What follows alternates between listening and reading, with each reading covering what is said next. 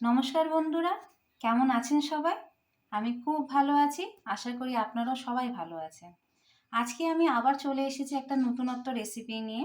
আজকের রেসিপির নাম হচ্ছে চিতল মাছের মুইঠা।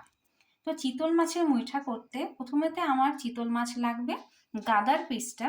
দেখুন আমি গাদার পিসটাকে থেকে মাছটাকে ভালো করে বের করে নিয়েছি। বের করে তারপরে সেটাকে আমি সেদ্ধ করে নিয়েছি। করে আমি দেখুন এরকম সাইজ করে করে আমি সবগুলো কেটে নিয়েছি। করে ভালো করে লাল করে ভেজে নিয়েছি। তার সাথে নিয়েছি আমি 3টে আলু। সেই আলুগুলোকেও কেটে আমি ভালো করে লাল করে ভেজে নিয়েছি। এবার আমি কড়াইতে তেল দিয়ে দিয়েছি, তাতে আমি গোটা গরম মশলা, জিরে আর তেজপাতা ফোড়ন দিয়ে দিচ্ছি। এবার আমি আগের থেকে মশলাটা আমি করে রেখেছি, এর মধ্যে দিয়েছি আমি পেঁয়াজ, আদা, রসুন, জিরে আর লঙ্কা। এগুলো আমি সমস্ত সব কিছুকে পেস্ট করে নিয়েছি। করে আমি এবার এই গ্রেভি পেস্টটা আমি তেলে দিয়ে দিচ্ছি। এটাকে ভালো করে আমি কষিয়ে নেব। চিতল মাছের মুইঠা খেতে সবার খুব ভালো লাগে। হয়তো একটুখানি কষ্ট হয় করতে, যদি কেউ রান্না করতে ভালোবাসে বা যারা রান্না করে লোককে খাওয়াতে ভালোবাসে তাদের কাছে এটা তেমন খুব একটা কঠিন কাজ নয়।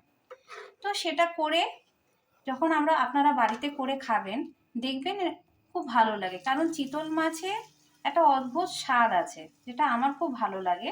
তাই আমি চিতল মাছের মুইঠাটা মাঝে মধ্যে করি।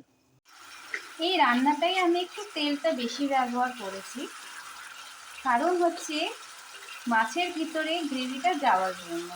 কারণ মাছটা তো আমি একদম ছাকা তেলে ভেজেছি, যাতে এই গ্রেভিটা ভালো করে মাছের ভিতরে চলে যায়। এখানে একটু সামান্য বেশি আমি তেল দিয়েছি। যদি আপনারা মনে করেন যে তেলটা একটু বেশি হচ্ছে, আপনারা আপনাদের মনের মতন করে তেল ব্যবহার করতে পারেন। দেখুন আমি গ্রেভিটাকে ভালো করে কষিয়ে নিয়েছি, একদম তেলটা বেরিয়ে এসছে। আর একটু ভালো করে কষাবো, যতক্ষণ না পুরোপুরি তেলটা বেরিয়ে আসবে। তারপরে আমি মাছ আর আলুটা এর মধ্যে দিয়ে দেবো, দিয়ে এর সাথে আমি কষিয়ে নেব। দেখুন আমি ভালো করে কষিয়ে নিয়েছি। এবার আমি ভেজে রাখা মাছ আর আলুটা আমি এর মধ্যে দিয়ে দেবো।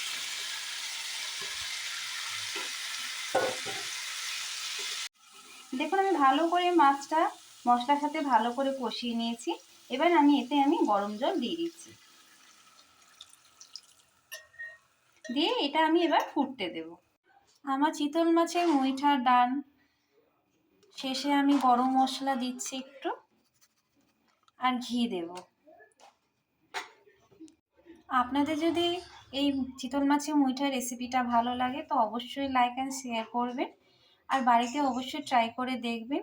আমাকে কমেন্টে অবশ্যই জানাবেন যে কিরম লাগলো করে, আর খেয়েও দেখবেন কিরম লাগে।